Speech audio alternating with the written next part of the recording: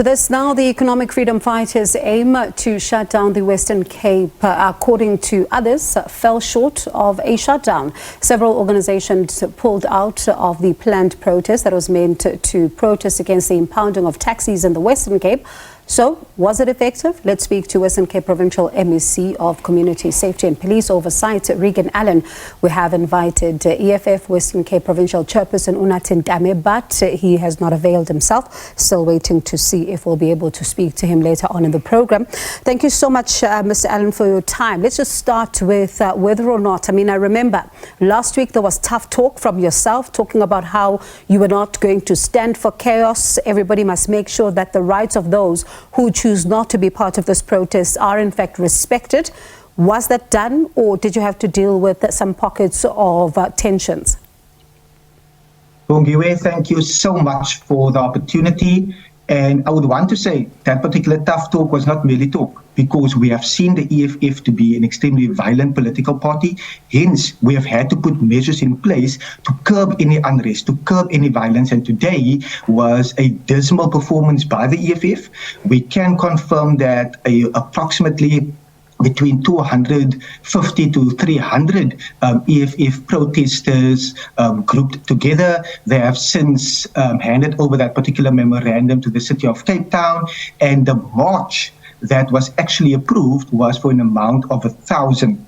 But I just want to clearly say, any shutdown is deeply unconstitutional, because we would never want any political party or any grouping to protest and infringe on the rights of others. We would want our economy to grow. We would want to ensure that our SABC officers are at work. And this particular diversion does come at a cost. It comes at a cost, and the EFF has been blatantly opportunistic in wanting to have this particular march. But it was a dismal failure by them.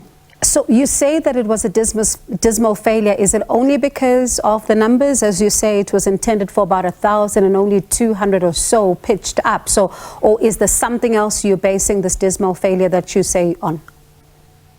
The EFF initially publicly advocated for a shutdown of the Western Cape, of the entire Western Cape.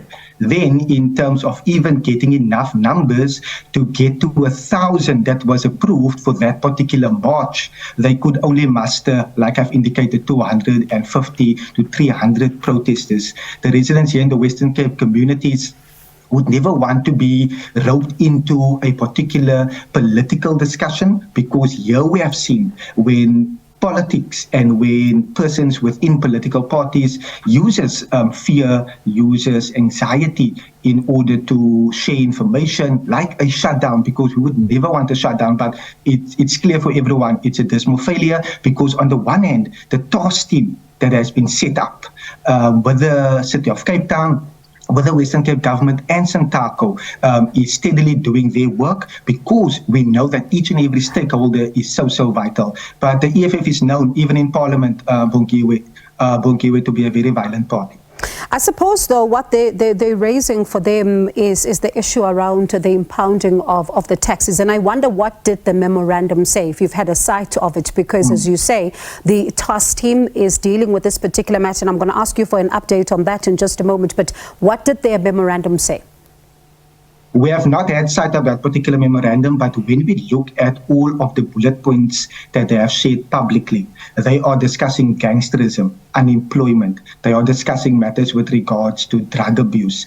And those are matters that, as a Western Cape government, in terms of the Western Cape Safety Plan, we are steadily addressing. We would be the first government, provincial government, or the first political party to say that we know we have a long way to go, but we have seen, Bongiwe, on every metric, where the DA governs, we govern better. And we govern in order to ensure that all residents are served. But it was purely opportunistic, but I've not seen or had sight of the actual memorandum.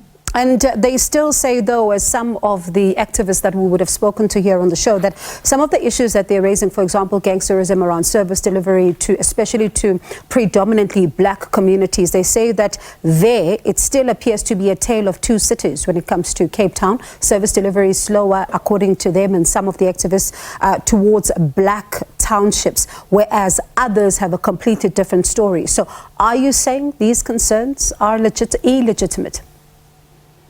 These concerns are purely opportunistic. When we look at the city of Cape Town's budget, We deem that particular budget to be extremely pro-poor. When I look at my own department that I currently have the privilege of leading, Bongiwe, where we have leap officers is predominantly in our black and colored communities, where we have seen gangsterism, where we have seen a number of social ills. We also have work that we do with community safety, with education, cultural affairs and sport, and it's predominantly to ensure that we can address those issues in that particular communities. And it's never about saying that a concern is not legitimate.